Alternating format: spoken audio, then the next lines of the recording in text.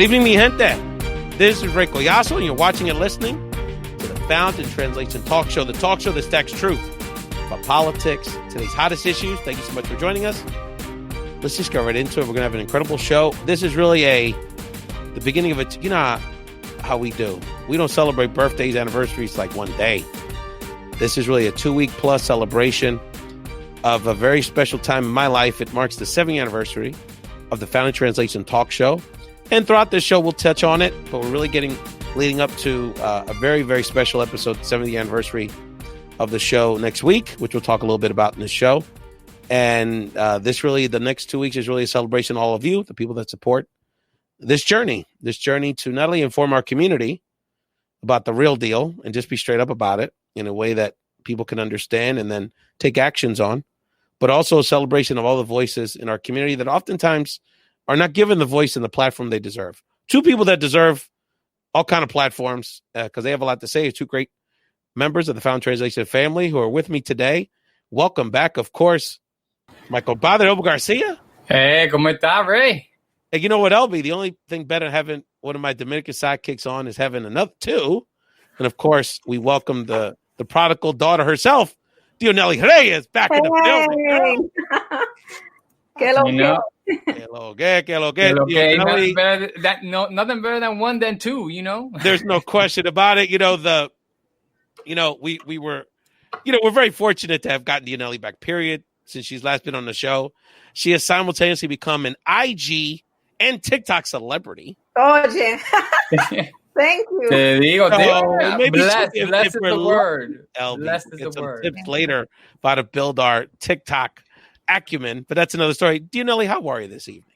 I'm doing great. I'm glad to be here. Thank you for having me. I love being here, being on your show. No, we appreciate you. And again, this is really the set it off episode of Found in Translation because we're going to touch a little bit about the political headlines. This LB and I were talking, it's something. Me and LB text things on Sunday. We're like, we need to do a show because it's, we knew it was coming. We're like, we have that foresight. We're going to talk a little bit about that. How, of course, Dionely's passion for sharing, how a lot of these things that we're dealing with are relate back to gaslighting. We're going to talk about how we're trying to cope personally with this whole situation. No little doubt, Netflix, little TikTok, little family time. And Dionely's going to let us know who's going to be on later in the show. We're going to have a lot of fun here. We want smiles on our faces. We know there's a lot going on, but we really want this next 2 weeks to be a celebration. LB, you've been such a big part of this journey, brother. So I know us leading up to the 7th anniversary show means a lot to you. Yeah, man. Look, this past Easter, I remember that Easter 7 years ago where you launched off this journey. Most folks didn't even know what even podcasting was. And you were like, look, and as the old saying goes, if there's not a seat at the table, you bring one, and so that's what you did. You've done it.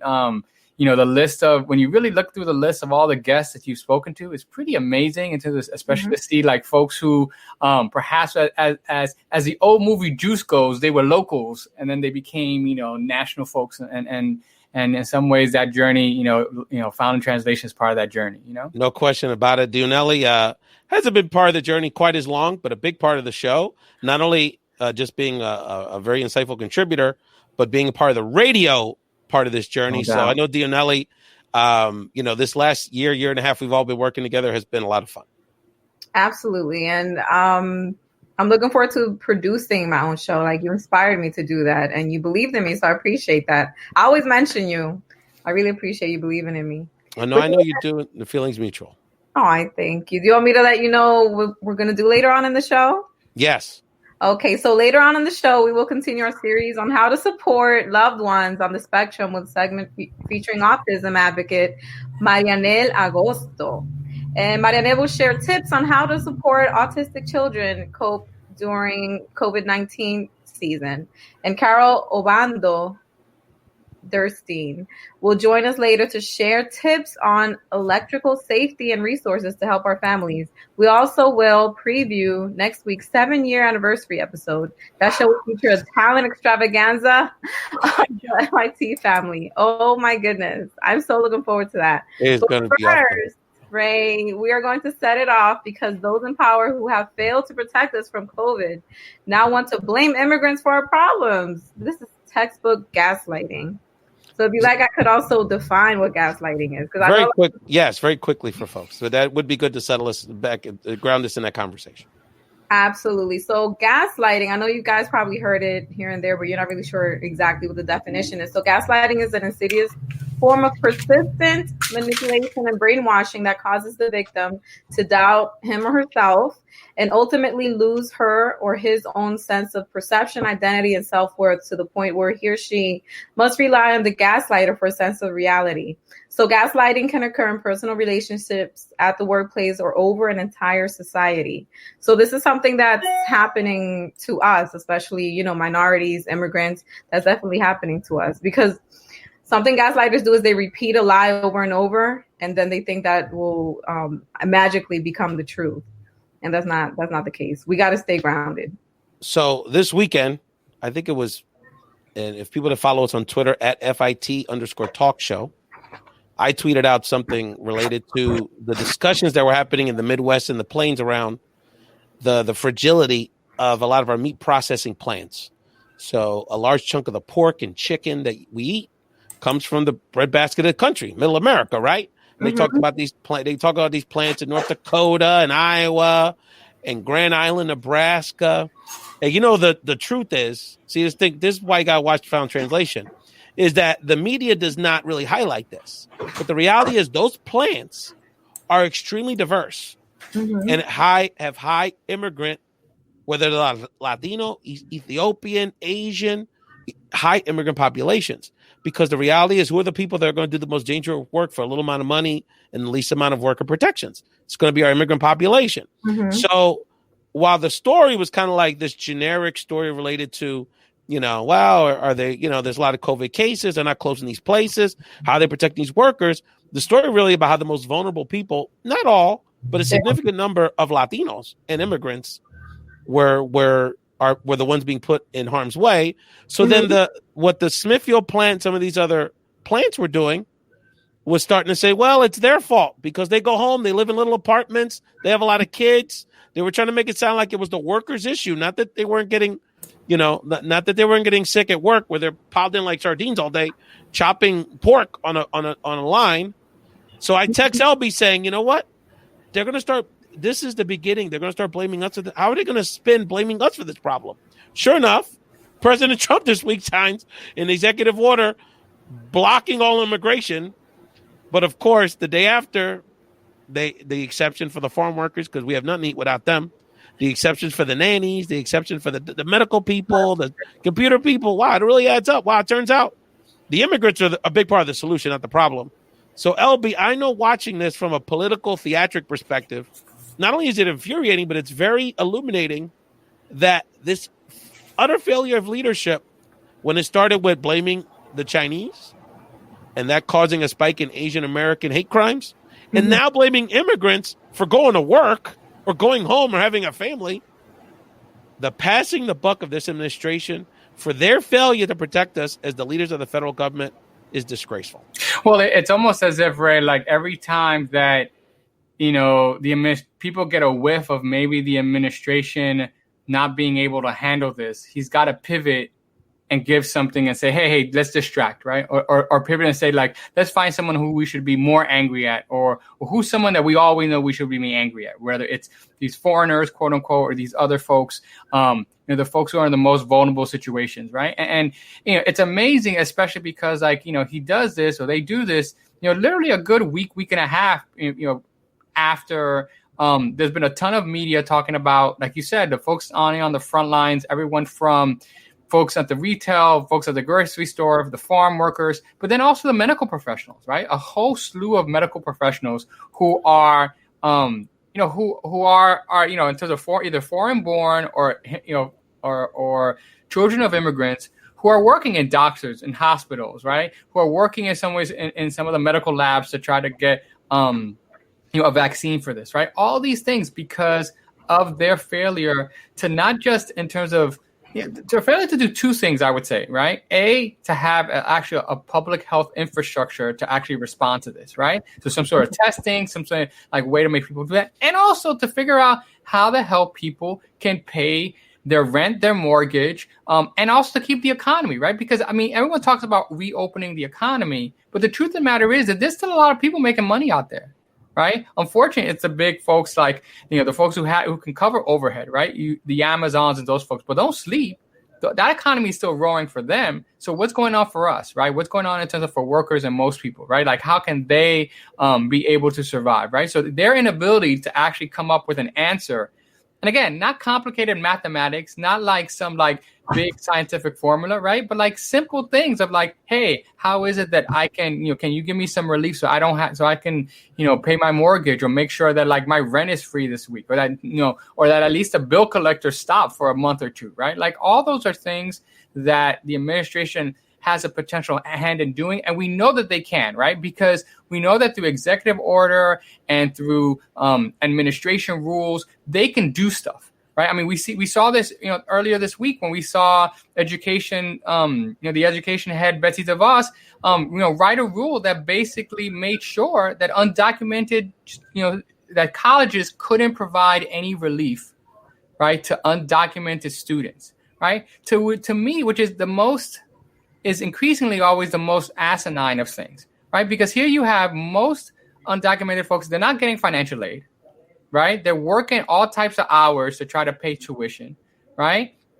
And colleges are now being given some money to like help with like, things like childcare costs, to get to provide extra food for their children, for their students. And basically the administration goes the extra mile to make sure that they can't get it, right? As opposed to like the way the law was written, it was really up to kind of colleges to figure that out, right? And except, again, it's not about just a failure of a lack of leadership, but in some ways leadership in the negative direction. Oh, they've gone out of their way to nickel and dime immigrants throughout this whole process, no question about it. When it's, as I said on the show last week, it's not even pennies in the grand scheme of things, it's atoms of pennies. I mean, the amount of money that they're saving is negligible at best. Dionely, I know we're going to get into the gaslighting thing, but I want to talk to you, Dionely, because when I'm so infuriated about this, how they're treating immigrants and the fact this is even part of the conversation. Because I think about, I go back to my Dominican people like you and Elbert. Into Boston, I mean, all over the country, of course, particularly between this corridor here, into Boston, where we're at in the Philly area. I think about, first of all, the Dominicans that we've lost because of COVID. Yeah. And not because they're not taking care of themselves, but because they're the ones working. Mm-hmm. They're the ones that are driving livery cabs still. Todavía they're working at the bodega, work, whatever it is. Workers, Assemblywoman Carolina Reyes volunteered to go back into the emergency room as a nurse in the Bronx. Mm-hmm. A woman didn't have to do that. Dominicana, who's in these New York Assembly. I think about all of our friends think about all in our area, Dionely, all the Dominican business owners, people working hard, still out here working, cleaning business buildings, doing all this stuff. There's Dominicans in those plants in the Midwest working. Mm-hmm. So, Dionely, I know as a woman with a proud immigrant family that taught you that work ethic. I'm an immigrant. I know. Y'all are the ones that are keeping things going. We should be rolling out the red carpet for y'all. You know what's happening is this racist narrative, how Trump and his administration, they have normalized it where people could just talk down and speak negatively about immigrants and just have immigrants be the scapegoat for the problems in this country. That helps to keep companies and keep other government leaders to not care about immigrants, to not to just treat them as second-class citizens or treat us as second-class citizens. So that's the thing, that racism is not just somebody calling you a certain name, I mean, I can't repeat the names, but it's in the system. It's interwoven in the system. We can see this every day by the way that Trump and other, like Senator Tom Cotton, he said that after Trump announced his executive order, he said, and I quote, 22 million Americans have lost their jobs in the last month because of the China virus. Let's help them get back to work before we import more foreigners to compete for their jobs. So he's like drawing like a parallel between the virus coming from China, like an immigrant virus. Being a racist, racist right there from the jump, right? Immigrants coming in to work So he's kind of like saying, kind of like we're a virus as well. And by the way, I've spent a fair amount of time in Arkansas. The two big things in Arkansas to bring in the dough are pig farming, agriculture, and Walmart. Who do you think works at those places? Who do you think slopping pigs and working at those big Walmart factories? And let me get into this, LB. Yeah. I'm gonna let you set it off in a second, brother. So the other part of this, which I know has been fascinating, it's infuriating, but also very fascinating, is this very small, but yet very visible fringe group of virtually all the most extreme supporters of Donald Trump, who are having rallies, who are being egged on to have rallies, put themselves in medical danger, calling on governors to reopen their states, when in fact all the governors are doing are following the Trump administration guidelines. So there's a lot there, a lot of psychology there. But the one thing I want to say before you set it off on this, LB, is there's two things I want to say. One is this proves that racism hurts everybody, because this is an illness. When you're willing to put your own self on the line for these knuckleheads in power, crazy, man. The other thing is, and I say this with all due respect, it's clear that white people are not used to being told what to do, because we're handling, we have a lot more balance when it comes to deal with this situation. They're really having a hard time. So anyway, LB, talk to me. No, well, they're having, definitely the folks who are having a hard time. There's no doubt about that. And you see all these memes about folks, quote unquote, in terms of especially like the right wing or GOP folks saying like folks got to follow the rules, and folks got to understand those kind of things, and suddenly like you're told to follow the rules, and suddenly now they have to do that. But don't sleep, right? If people think that this sounds very much like 2010, when we suddenly randomly saw all these Tea Party protests, pro-up and stuff like that. I mean, you got to follow the money, right? You got to follow it in. And then there've been a couple of articles this week, Politico and New York Times, talking about, well, who's funding these folks, right? Who's actually providing, in some ways, like the training and the funding and the encouraging, right? And sometimes they're meant to seem very, very local, but really they're not, right? Really, a lot of folks are really kind of supporting and kind of doing that, right? And why are they doing it, right? Because part of it is because they want to put, in some ways, some pressure, right? They want to put the pressure in some ways on the states, and they also want to have their cake and be able to do it too, right? Because the administration wants to be able to say, it's not our fault, it's the state's fault. Right. What they want to be able to say is, well, it's the state's job to get the testing, right? Not our job. Right. Well, in the meanwhile, while they're controlling commerce, while they're stopping, face masks, right? Like just yesterday in Miami, like there was a whole bunch, there was like more than 1 million face masks that were seized by the federal government. We have to talk about drugs. It used to be like cocaine and other stuff that's being seized in Miami. We're talking about face masks. It's face masks. Right. Swabs, I feel like Iverson. We can't figure out, this guy runs this country so bad we can't get like swabs, dude. Like Q-tips, long Q-tips. You can't figure this out. It's unbelievable. It's crazy, right? And so, but again, this idea about reopening the economy, right? First of all, there's a little bit of a hypocrisy, right? Of a bunch of these folks in their cars with their masks talking about please reopen the economy. But reopen the economy for who? Right? Because who's going to be put on the front lines? Who's going to be put in the front lines? Think about it in Georgia, fam. Right. Who's on the front lines when everything opens? Who's going to be who cuts hair in Atlanta? Who works at bowling alley? You know what I mean? Like it's working people and heavily minority. And by the way, the Latinos are still working the agricultural. The Mexicans and the Latinos are the ones picking the peaches and the tobacco and all that in the South now. So we're still on the front lines, and a lot of our folks are very thankful to still be working. So they're not complaining. But we gotta understand we're all in this together. And this ain't a hoax. You gotta open up your minds and think for yourself. Dionely, give us a lesson on ground us back in this gaslighting conversation. This is gaslighting in the extreme, girl. Yeah, absolutely. So the gaslighters, they just always want to push a hidden agenda, even though like it's not so hidden to the victims. Once we open our eyes, it's not so hidden. But our problem is, I feel like, is that we look to change the mind of the gaslighter, of the person that is oppressing us, that want to keep us down, instead of us coming together and us empowering each other. So this is something that we see all the time with this anti-immigration administration. No, it's true. And the other thing too, I think that's also really important to do is like part of this whole gaslighting thing too is to like layer it upon layer it upon layer it. And like poniendo más presión, right? Putting more pressure, right? Because it's like, Because we already know folks are having issues, right? We already know that folks are struggling, right? And again, if you're a person of color, if you're a low income person, like you know somebody, you might be in denial, but you know somebody, right? Especially in those spots, right? So it's like, mira, you're reading people's comments about that on Facebook. You're knowing if you're a DACA student, you know that you got the Supreme Court, verdict that's hanging around there that doesn't even know whether or not you're going to be legal or not, right? I mean, there's all these things que está pasando, and it's like you just add it and add it and add it, and it's just like, coño, you're like, when is it going to stop? When are people going to actually, just have some common sense, right? Because it's like you're living in another world.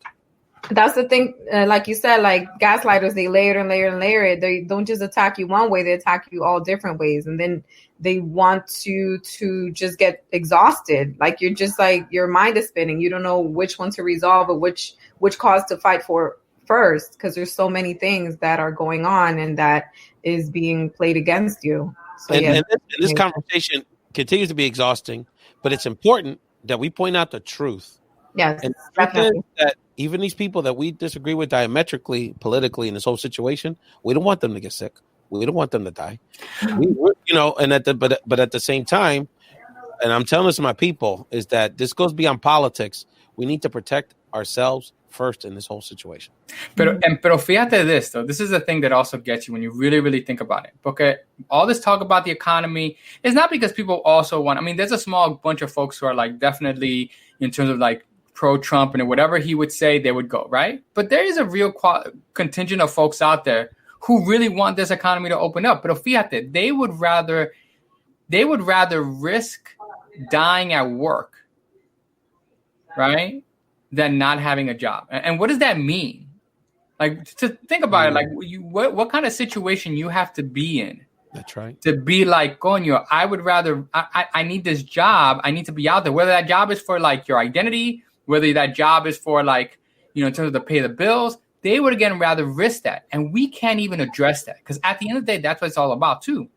None of it, whether it's government or even like some other folks, are not being able to address people's basic need to be able to figure out how to pay these bills, right? And so, again, I think that there's a bunch of racist people out there that's doing some crooked stuff. But the other reality is that people talk about the economy. You open up the economy and everyone's sick. There's going to be no economy anyway. Like the economy, people are the economy. Yes, right? Like I can't cut hair if everyone's at home sick or in the house. 3 million people in the emergency room. You're not going to have a good economy. There's no question about it. Are you going to cut hair in the hospital? Right, when someone's on a ventilator? No question about it. And you're listening to Elbert Garcia and Dionely Reyes on Found in Translation. We got to take our breath because we're heated. We setting it off this week. This is again the kickoff really of a 2-week celebration of the 7th anniversary of Found in Translation. And so we not only want to continue to inform you about the issues you care about. Of course, we're very passionate about the political headlines because y'all need this information. We got to keep it real with y'all.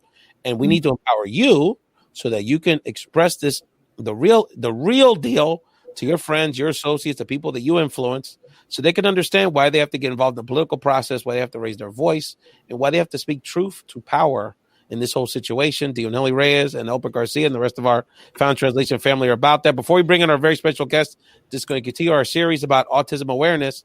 Dionely, I want to go to you because one of the things I shared before we started get on the show was that I really admired how you've handled this COVID-19 situation, because I can see on social media that you're taking this time to utilize this time to do things, to grow. So I wanted to give us some advice. How have you fixated on focusing during this time in the positive way that you have? Well, I am the type of person that I always focus on what's the silver lining. I always have this quote in my mind in Spanish, no hay mal que por bien no venga. So as bad as something may seem, is preventing something worse from happening. And there's a lesson behind everything. So you just got to live it, just be grateful. Just focus on the good things. Like now that I'm at home, I guess to spend a lot more time with my 6-year-old son, Arturito, which I love dearly. He's growing up so fast and I love it. Yeah, okay, he can't go to school, but I get to spend more time with him with the online learning. And I'm teaching him and I'm learning things. They're teaching our kids how to read differently than how they taught us. So that's interesting. And then thank God that we have social media. Thank God that we have WhatsApp, FaceTime. We have that technology where we could keep in contact with our loved ones. And now we see who really cares about us, who's really hitting us up to see how you doing, what's going on. True. You know, so those are all positive things. And there's Instagram. You can have fun on Instagram. There's, you know, TikTok también. TikTok. I like how you tried to sneak that through real quick, Dionely. Give us a tip. How have you become you are a TikTok sensation. Let's keep it real. So how have you done it, girl? Give us TikTok since they. Bueno, vamos a ver. Gracias. I had no idea how to use TikTok. I had to have my cousin's wife send me a video, like her showing me, you know, how to use it. And then your first one, you're a little nervous. Then like second, by the third one, I'm like, oh yes, I got this. But you won't get it on your first. You got to find one that you like a lot, that kind of resonates with you. And then you won't get it on your first or second try of saying it, because the people don't know what TikTok is. You got to like mimic what the audio is saying. But by the third or fifth try on the same audio, then you end up getting it. And you gotta live it. You gotta feel it. You know that it got to my head because I got kind of good at TikTok. So I'm like, I feel like an actor. Kind of good. She's so humble. I put it. I'm like, I think I'm an actress now. So I put in my description, actress, radio host, author, and actress. You know, but I took it down. I'm like, oh, I know. I took it down. I could only act for like 15 seconds. And then Elbert, you know, one of the silver linings of this whole thing is that old school hip hop heads like you and I, with the IG, yes. I mean, it is our comeback here, brother. I mean, the DJ battles, even though the reggaeton guys got it in last Friday night. Much respect to Tiny and Looney. I saw Big Daddy King play Sunday, bro. It was fan. Remember you and I had gone see him with my brother and all that? Oh, my God. Yeah. No one can do it. No one rocking like fantastic. So, LB, I know you've been enjoying the, bringing back the old school a little bit. You know what I mean? Yeah, no, it's been fantastic. I mean, especially, I go on and I tell my daughter, I'm like, hey, let's listen to some good music. You know, I sound like my parents back in the day. Yo, tú no sabes como. I know the rapper. I get so heated. I don't even know what I'm talking about. I'm like, how come they're not on here giving D Nice love? Like these young boys are paying tribute. They never go on and give them the respect. They killing it. They're killing it. And then you see, unfortunately, you see like what happens when old school heads, aren't into technology, right? In terms of some of the false starts, and things like that. But Teddy came out strong the second time. Even not just the tech part, but even like the bullying, right? So like with the Looney Tiny thing, so like Looney, obviously he does his thing, guys. He did all daddy stuff and don't know my back in the days. But then because Tiny, as the young boys, like more Tiny's people were on Tiny were on IG. So like Osuna's saying, oh, my man's winning, so and so's winning. So it threw Looney off. So he was like, yo quiero tocar 40 más. Of course, he's got like a million songs. But it's like, dog, you did your thing. Like, you don't have to be like stressing. But anyway, let's get to our other special guest. I really appreciate the response we got when we announced it'd be the month we were going to dedicate a series of programming to the loved ones that we have in our lives on the spectrum. And, to be very honest with you, we had a guest who was fantastic lined up for the first show. And when a great friend to the show, Maryanell Agosto, shared her story about her son, I see, Maryanell needs to share this information with us. So she was on the first show and she reached out to me and said, Ray, we really have to have a segment dedicated to how do we help our loved ones during this time. This is such a unique time of isolation, of social distancing. So we wanted to have you on the show as part of a regular series. Maryanell Agosto, welcome back to Found in Translation. Thank you. Thanks for having me. So we appreciate you coming on. So we'll find out what you're doing too to try to what are you doing to keep yourself sane during this whole season? Oh my goodness! So I was really enjoying the conversation backstage because I'm a huge reggaeton fan, and I was caught up with Vico C. Oh, you're too young to know who Vico C is. Come on, mama. What? I was 13 when he came up. So Vico C, Wisoje, Dinois, Playero. Está bien. Before Nicky Jam went to jail. I mean, we're going way back. Oh, my goodness. Lovita, did you see his Netflix show? His Netflix movie? No, I have not. My wife watched it in a day and a half. It's outstanding. Is it on now? It's like a biopic. He plays himself as an adult. He's got a kid.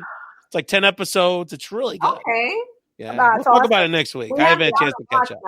Absolutely. Anyway. So I do listen to a lot of music, and I'm very versatile when it comes to that. So, I don't discriminate. Bachata, reggaeton, merengue, salsa. There's some opera somewhere in there. So, whatever I'm in the mood for, I listen, to a lot of music, and that's what's been kind of getting me through. Very cool. So, Maryanell, you wanted to, and I know Dionely and Elbert, who have family, children in the spectrum as well, have some questions, but you put together a list for us. So why don't we start with the first one? Tips to help our loved ones on the spectrum cope and thrive during the COVID-19 season. Absolutely. So tip number one would be to set a daily schedule. Many of the children in the spectrum are creatures of habit. And they're very set in their ways as far as a routine goes. It's very easy to kind of maintain a routine when they wake up, they get ready, they go to school, they're 8 hours in school, they come back home, do homework, shower, eat, do some homework, and then go back to bed. And that seems to be, kind of like a good routine. So then now what happens when school is out of session? So we have to kind of bring it back to, a little bit of what they used to do in school. Of course, if you're a parent working from home, it's going to be very difficult to kind of emulate what happens in school. And I think it's very important for me to say at this point that no parent should take a full role as a teacher. It's impossible to do. For the neurotypical children that are not affected by autism, it's difficult, let alone a child in the spectrum, which makes you want to be a special ed. And it's funny because I was talking to my special ed teacher earlier, and I was like, hey, I'm just, I'm trying, and I can't figure this out. Like, there are ways that I know I could teach it, but I just don't seem to have it. And she's like, honey, I'm trying to be like you when Almani's in school, and you're trying to be like me now that he's at home, and it just doesn't work. So I need you to be you and come to me whenever you have questions. So tip number one, get a set schedule that works for your kid. And I have a daily schedule for my son, and I'm just going to show it real quick. It's something that I do on a daily basis, depending on how my day goes. Currently, I'm not working, so it works very well. And as you can tell, like at from 9 to 11, we have breakfast, we get ready, we go to class at 9:30, we have screen time. And then at 11, I go into like full throttle with instruction. And then I kind of mark the things that we were able to accomplish for the day. These are my reminders of some of the things that I can do to kind of, get him going, get him motivated.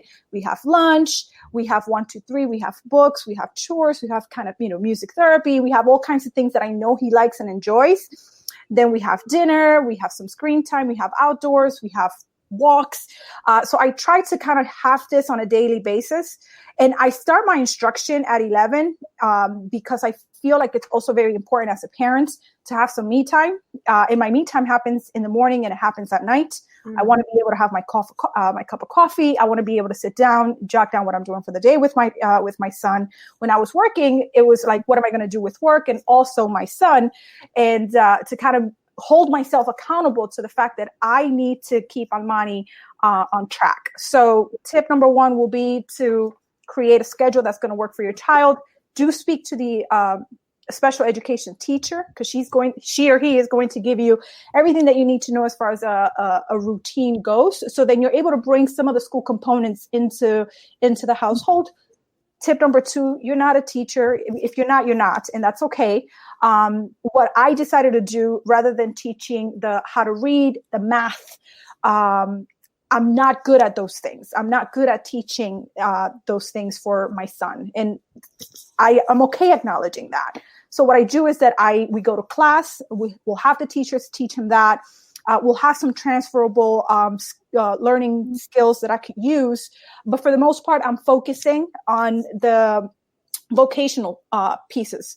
And it's not too early to do that. So if you have a child in the spectrum that's 3, 4, 5, 6, 7, minus 12, focusing on doing like the basic chores, focusing on cleaning, focusing on identifying the items in the cabinet. If you're coming from the grocery store, just have the kid unpack some of those things and kind of label those things for you. Where do they go? What are they used for? What do we do with the water? We drink it. What am I doing right now? Drinking. So you could actually make a lot of the things that you do on a daily basis. You could make them teachable moments for your kid. And I'd rather focus on that. Yeah. And you're sort of answering the question I wanted to ask you as a follow-up, but and I like this concept of the visual, but what are the other ways you're creating that schedule in that he understands? Because I know that that kind of giving people that structure is going to be really important during this time. Absolutely. Another way for creating a schedule will be to have it in pictures.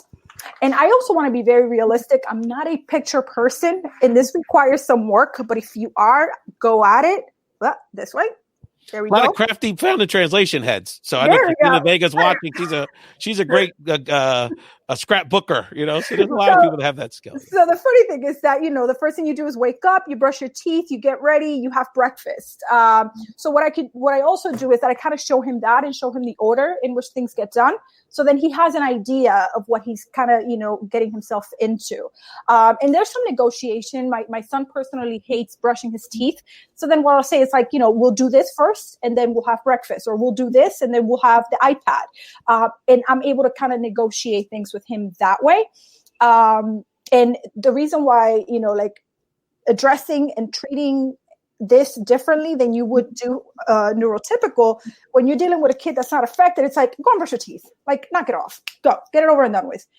With a kid that's in the spectrum, they don't quite understand it. They don't want to do it. It's a non-prefer activity. They don't want to do it. So then there's aggression, there's defiance, there's a whole host of other things because their brains are wired a little bit different. So the way I address needs with my son are completely different than what I do with my daughter. So there's some negotiation. And when you have pictures and you have a detailed schedule, then he knows exactly what he's getting himself into. And even though it's not preferred, he knows that after he does something that he really doesn't want to do, there's something nice that's going to come about it. And I will tell you more times than not, he goes through with it, even though there are times, just like any one of us wake up in a bad mood. He does wake up in a bad mood sometimes. And there's some aggression, and we're addressing those issues as well. But if you have something written, if you have something pictured, if you're constantly speaking to them, because as you should, just because they have a different way of processing things, it does not mean that they're incapable of listening to what's going on. So that will be my tip number 3, is actually keep them in the loop. Excellent. Dionely, I know, the more as I'm listening to Maryanell talk about this, these are tips that all parents could be using. Yes. During this time. So Dionely, jump in this conversation. Absolutely. Because now I spend a lot of time now with my son at home, of course. I spend a lot more time with him and getting him into that routine and all of that. But one point, and every moment being a teachable moment, because we don't know when we're going to have to get back to work and he's going back to school. So this is a great time to spend as much time together and enjoy every moment and talk as much as we can and get to know each other more and just have every moment be a teachable moment. And so I love a point that you made, which you made a lot of great, amazing points. How you said that you take time for yourself in the morning time, at nighttime. That's so important because a lot of people, they're just running on empty. And it's like your cup runneth over. You take care of yourself and you have more of yourself to give. So absolutely. I think that's great. That's a great point. Absolutely. And I think it's very important to highlight because in our culture, we come from a culture like our kids come first. Yep. Our kids come first, second, and third. And as they should. But you need to put yourself before that, because if you're not completely available mentally, emotionally, physically, psychologically, if you're not in all of your dimensions, then your kids will suffer. So when people say that your kids come first, I'm like, absolutely not. I come first. I have to take care of myself first in order for my kids to then reap out the benefits of having a mother that's strong, that's fit, that's healthy, and that is completely available and present in their lives. So that cup of coffee in the morning, it's amazing. And that time to reflect and really kind of map out how your day is going to go, it's great because it gives you the ability to stay on task, and it also holds you accountable to that. So it's amazing to jump in there, LB, please. Well, I was gonna say it's also, like it's that old age thing that they tell you on the airplanes, right? Like if put on the air mask, put on the air mask first on yourself before putting it on into somebody else, right? Like you can't help anybody if you can't, you can't help your most loved ones if you can't be in a position like to be there, as you said, Maryanell. And so I think that's a really important point. And I think obviously the point that's been said, a lot of the stuff around teaching and learning, there is something basic around that, right? That we do, right? So in some ways, this is a situation where we're trying to kind of remember what's the whole point of this education that we're bringing them through, right? It's not tests, it's not stuff, it's skills, it's ideas. I guess my question as people who have, we're seeing a lot of folks, families reaching out, talking, using Zoom, doing those things. And so I'm just wondering as someone who has family with autistic, like nephews and nieces and things like that, especially in this time of COVID, like, how do you do that, right? Like, because for me, most of it's been like a very present in-person kind of interaction, right? But now being separated by that, how do you do that, right? Like, how do you maintain or figure out those relationships? And I know everything's a work in progress, but I'm just curious in terms of like, how do you even go about even figuring some of that stuff out? So the funny thing is that now it's just, my immediate family in my household. So when it comes to interacting with my sister or my brother or my mom, whenever there's that interaction, then I welcome the opportunity to then have the kids join into the conversation. However, my son does ask for people. So when he does ask for someone, I don't care what you're doing. I'm calling you, I'm Zooming, and you better be available because he's asking for you. And typically children in the spectrum are, and this is kind of like ironic, they have a difficult time socializing. However, they're able to develop very profound relationships with people that are closest to them. So when it comes to my sister, he has a profound relationship with her. So he'll ask for her. He'll ask for my grandmother, for his grandmother, my mom that's in Puerto Rico. So I do call right away and I'm like, are you available? If not, when are you going to be available? He's asking for you and I need you to show face. So for the most part, I kind of lead, I kind of let the moment lead. If there's an opportunity, I welcome it. If he does ask for one of my family members, then I welcome that as well. Wow, you're listening to Maryanell Agosto, advocate, a mom for autistic children on Found in Translation. She's brought so much to the show on these appearances. Maryanell, give us one more tip for our families out there that are looking to support our children and loved ones on the spectrum during this time. Absolutely. I think the next tip, and I'm actually looking at a few here, but I'll actually pick the one that I feel is most important, is managing and leveraging the relationship with the siblings. How does that work? And it's the funny thing is that for my daughter, my daughter is the oldest, and I essentially have been telling her Almani's entire life that even though I love her and I love her very much, that Almani will always get more attention. And I think it's very important to have those conversations with the siblings. More likely than not, they will understand. It's been great with Aulani now, my daughter, now that she's grown and she understands. At the very beginning, it was a little difficult because she would inquire, like, all these people are coming for Almani, but no one is coming for me. So how do you leverage, how do you manage those relationships now that they're both in the same household, they both want to be in the same space, one is using the computer, the other one is watching TV. So how do you manage that? And it's given me an opportunity to be actually more fair. Because if my daughter is watching TV and my son is on the computer, then I'll say, Alani, you can watch TV here, or Almani, you need to go elsewhere. You have a mobile device and you can go wherever you want. So I'm able to kind of discipline more fair and across the board. However, I think it's very important to have conversations and include the siblings into the education, into those teachable moments, because you're not available, 24/7. If there's an opportunity for that sibling to, teach about, doing a particular chore, welcome that. This is so important.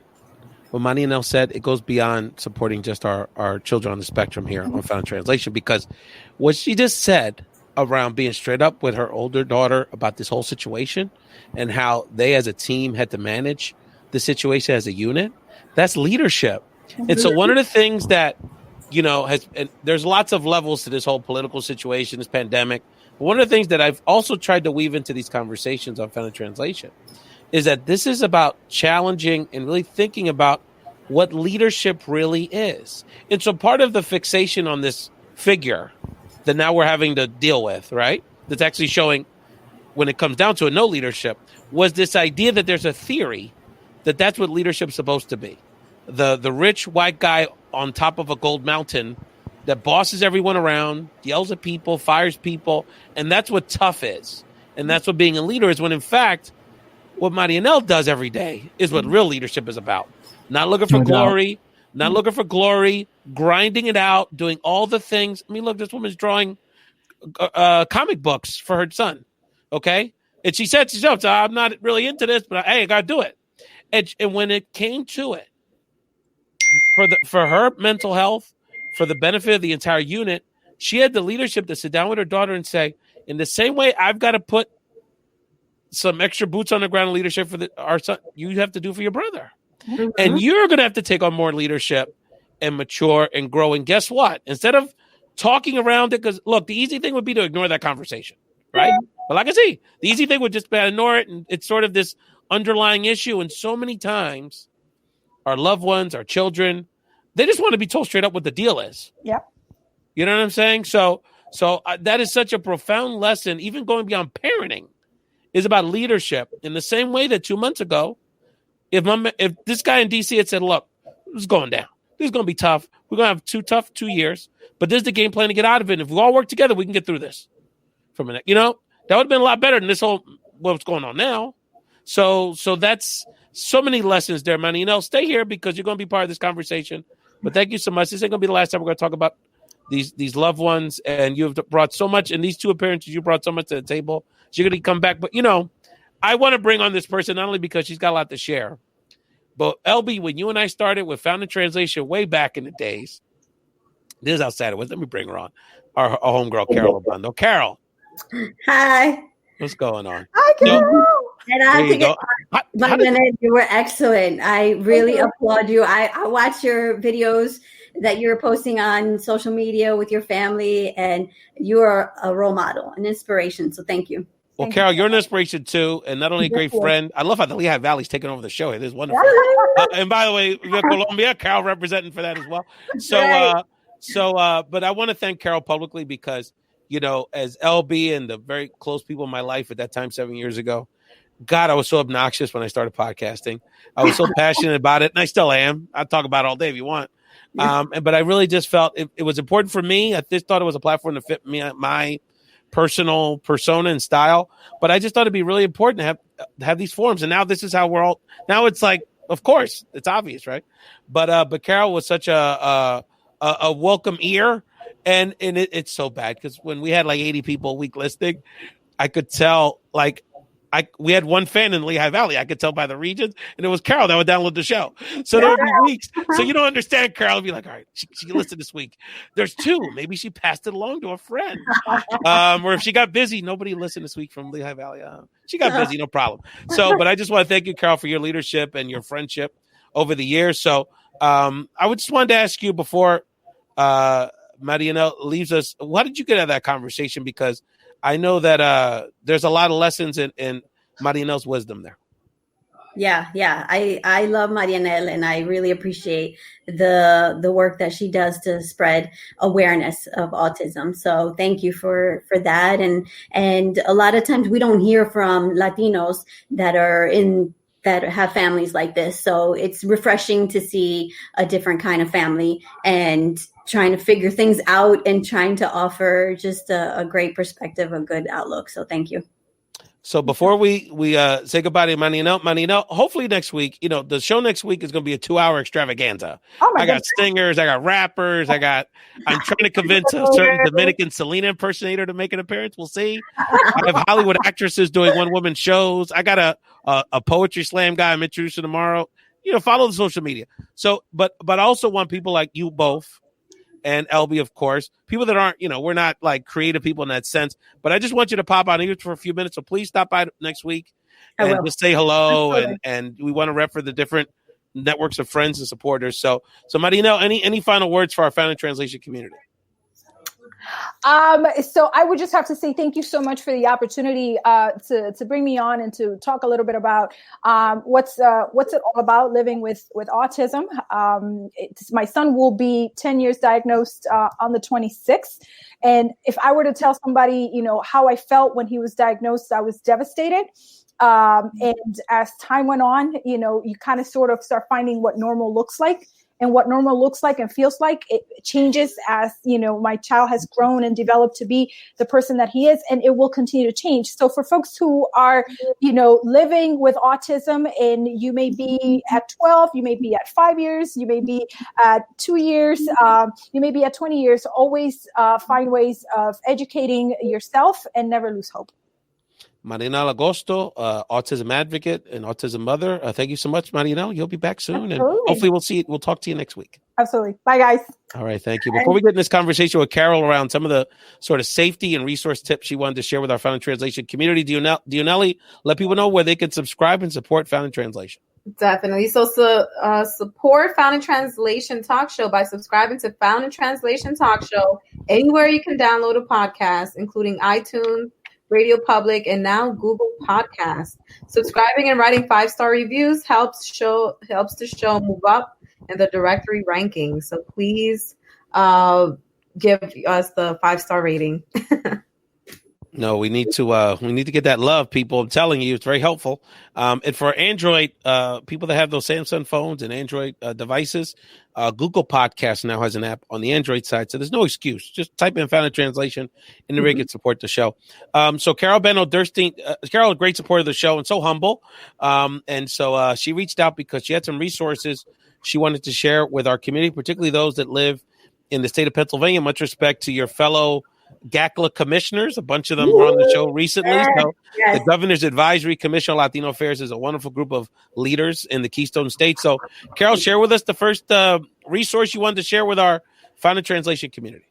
So there's so much to talk about, right? But because I work for an electric utility called PPL Electric Utilities, and I was thinking about how I could be helpful. I am on this commission, and all the commissioners are doing their thing. A lot of them are with social service agencies, and I'm thinking, how can I be helpful during this COVID, this pandemic? And one way is to talk about energy efficiency and also about safety around electricity, because so many people are working from home now.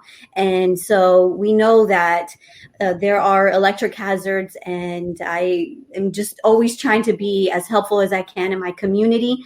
So I just wanted to share some tips. I know that some folks are just really consuming a lot of electricity right now, staying at home. And we just want to offer some tips like avoid overloading outlets. Having too many things plugged into the outlets can cause a fire. And sometimes I have seen frayed wires. So wires that kind of the plugs that are like the coating has come off.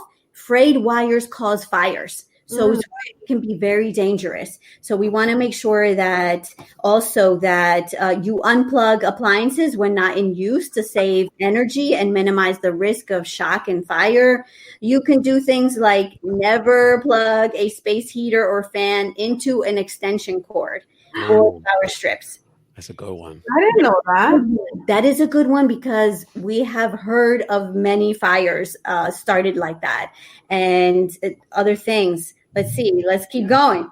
So making sure you use proper wattage for lamps and lighting, and doing things like keeping papers and other combustibles at least 3 feet away from space heaters and other heat sources. And if you do have, right now we're not using space heaters, but it's still an evergreen message to have to keep in mind when you use space heaters. Try to keep them at least 3 feet away from curtains or children that are playing, or dogs, or any type of person that could accidentally knock it down and that could start a fire. Well, I got one. I don't know, Carol, if you would agree with this. But what happens when we have these things, right? So we have these things, and they come with the we're charging devices 24/7, whether it's phones or devices, right? And our kids are charging. So what happens is because these come off and on, sometimes you use the wrong charger with the incorrect cord. So it's so a lot of times I'll feel these things on my kids' iPads and stuff, and they're hot because they're the wrong one. So those little things you gotta, because it doesn't, for whatever reason, it doesn't. Some of them are not built for certain levels of wattage. So there's a lot of little things because now we have the kids at home all the time. Yeah, that you have to be more pendiente about. So give us another one, Carol. This is really we definitely do. We want to make sure, even things like tripping. Right now, I have recording this. I have things plugged in, and I'm a hazard right at this moment, at this circle that I'm at right now. But on a daily basis, people may be having these trip hazards all over their house. We have more people that are at home that are doing their work and lots going on, and you add pets onto that, and so it could be a dangerous situation. So we want to make sure that everybody stays safe. And the other things that I'm talking about more the things that we do inside, and also like energy efficiency. So that's another thing that I want to make sure that I remind folks, because there are ways that we can save electricity and save money at the same time. So we want to make sure, like, for example, I work for a company called PPL Electric Utilities, which is based in 29 counties in Pennsylvania. And we have a great website. It's called Save with PPL, that gives a lot of good energy efficiency tips.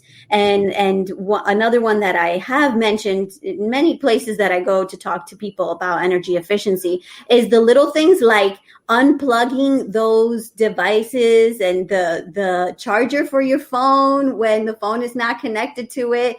You just leave it there plugged in, and those are called vampiros, because they're drawing energy little by little, and you are paying for them in the long run. Yeah. Yeah. So you want to make sure you keep that in mind. And there are lots of little ways that you could be more energy efficient while working from home now. Everybody's home. Everybody's mostly eating. I have done the takeout and trying to support our local businesses, but most of the time very carefully. You have to do that very carefully, my friends. Yes, that's true. Yeah.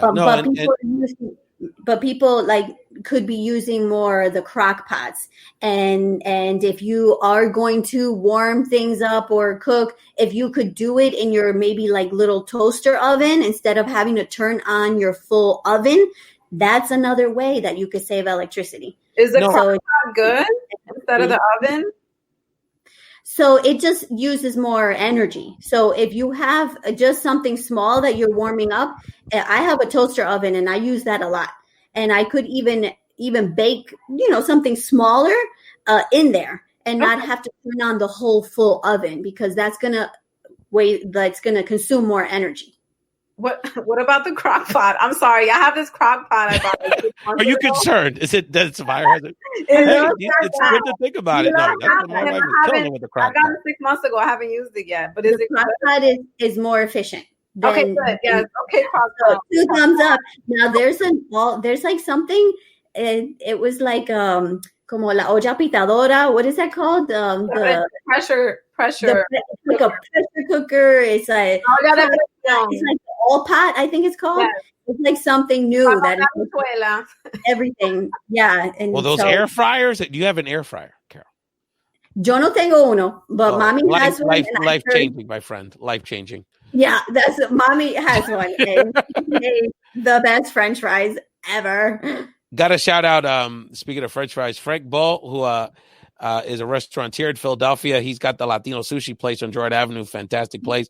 He's checking it out. And Maryanell Agosto is asking about the air fryer. It'll change your life, my friend.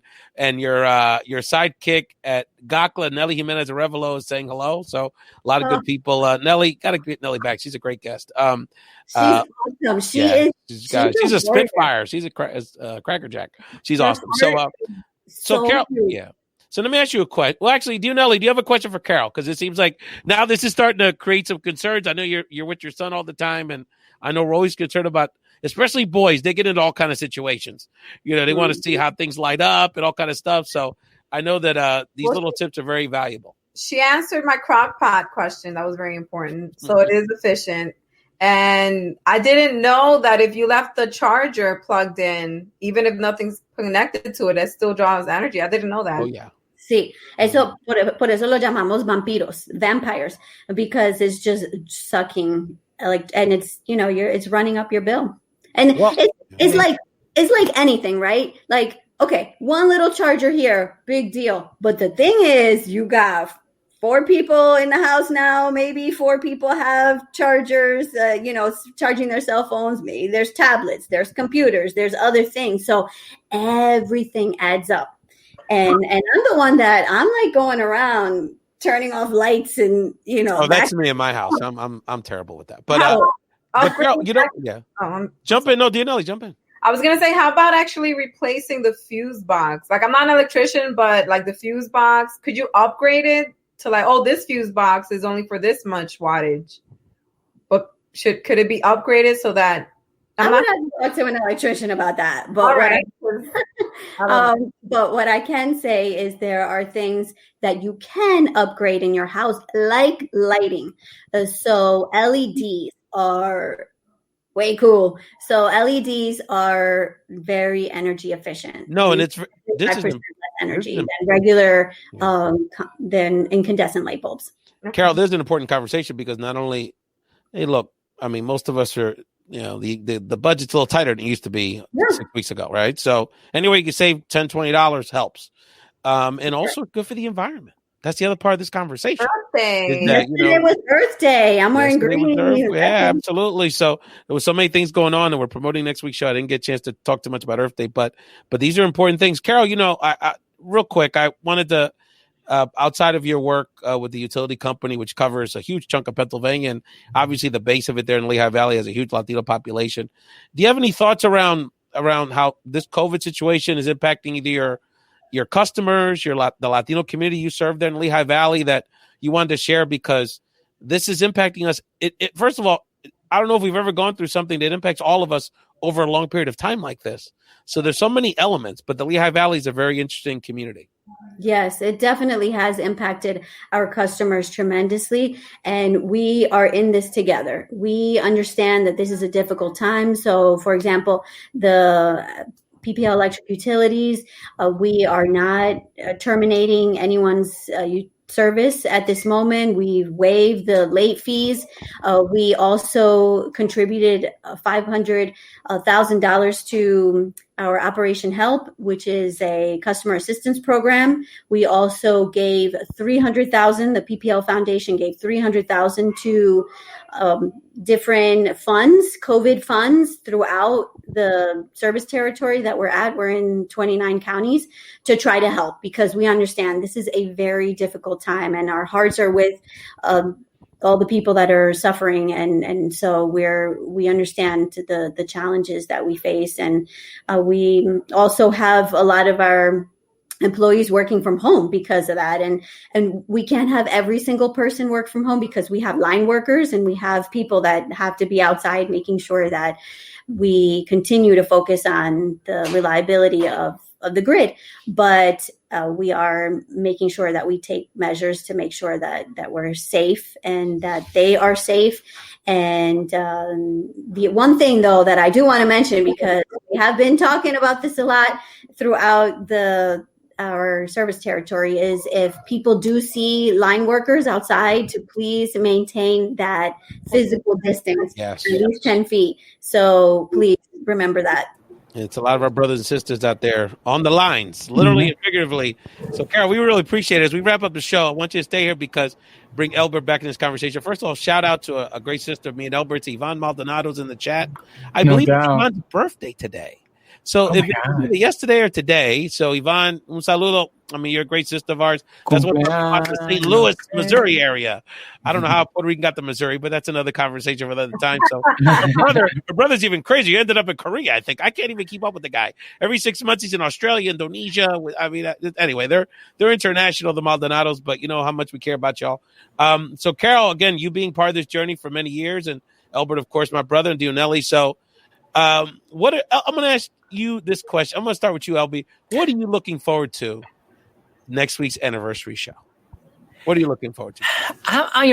This is the thing, and I'm one of these historians. So I'm going to be looking into the crates first of all of the old, of the podcast, right? And I want to see if who shows up, and yes, and if we can like draw like some like like episode 25 or something, like find out like one of these things before that, and just kind of see. You've had some really great guests, and so I just want to see in terms of the community and the family kind of come in and see, and and I want to hear people's experiences, like in terms of this, like Ray called me. I didn't even know what this podcast thing was. Now it's blowing up. Everyone knows what it is, and especially like it's like us here on live streaming. You talk to people. We were one of the first folks to be on Facebook Live and do this show on Facebook Live. Now, a whole bunch of folks are out there. So I'm curious to see into the people's experiences. Like, well, Ray asked me to be on this thing, but I don't know, it's Ray. So we said yes because we love him, but and kind of give some of those kind of expressions. Yeah, so I think Carol was one of these people where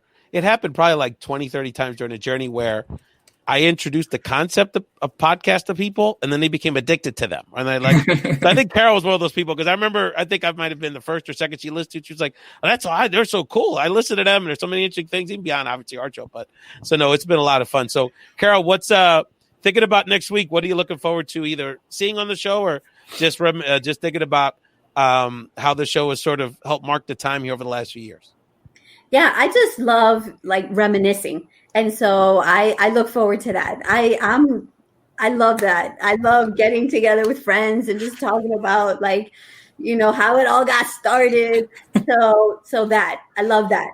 And that's what I would love to see. And I'm really proud of you. I know, yes, I remember having lunch with you at Tierra Colombiana and talking about this, and I'm just really proud of where you've taken this and your journey and where you want to go. And I'm really grateful that there's a platform here to get people engaged and talking about topics that affect the Latino community. So thank you. It's interesting, and I love the comments, and I agree with you all, of course. But the talent is going to be really interesting next week. This is an interesting format to sing or to rap. It's going to be like Santo Domingo Invita. That's what it's going to be like. It's going to be interesting. So Dionely, talk to me. The talent showcase is going to be fascinating to observe next week. That's what I'm looking forward to, the variety of people and talents. And I also would like to hear, like, where are they now? Like, where were they then the first time they were on the show, and what are they doing now? Like, how have they grown? That's a really good point. Yeah, no, and it's going to be really cool because, and Elbert knows this, one of the things I love to do is to bring people from different parts of my life and networks together.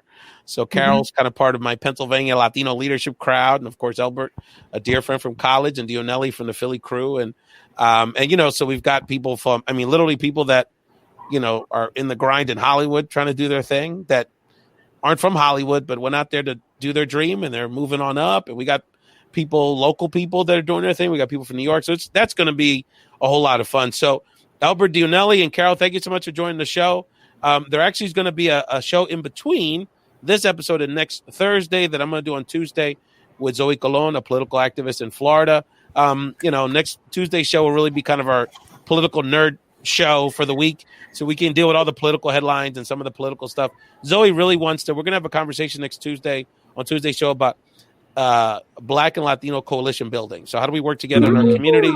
So she's bringing an African-American woman on the show that she does organizing with in Orlando, Florida. And so we're going to have that conversation. So, just kind of sound off about some of the political stuff. Thursday, the show's about y'all. The show's going to be bringing on people that have been our regulars and our strongest supporters. And then, people going to do their thing. I'm really intrigued. I'm really intrigued how people are going to. I had a spoken word artist who I was planning on inviting reach out to me this evening, say, hey, I don't want to invite myself, but it would be nice. And I'm like, you were on my list. It's just there's so many people. And that's why we're going to dedicate the show for 2 hours. So Dionely, Elbert, and Carol, thank you all so much. Elbert, looking forward. We have to figure out, Elbert, you got to help me figure out what we have to do to recruit our Dominican Celine impersonator to make an appearance.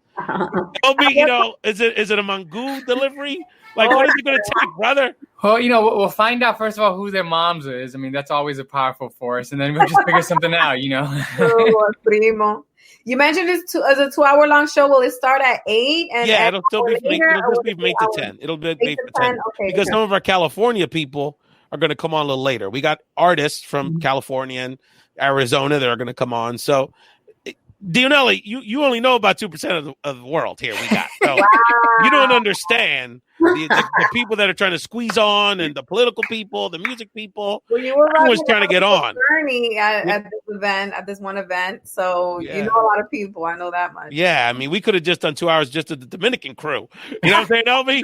You know, just that whole segment. So no, it's gonna be a lot. And we're doing the best that we can, because I'm sure if this wasn't for Corona, we'd be doing like one of these roving cameras around the country. Oh, this would have been a tour. Are you kidding? There would have been a Camden episode this weekend.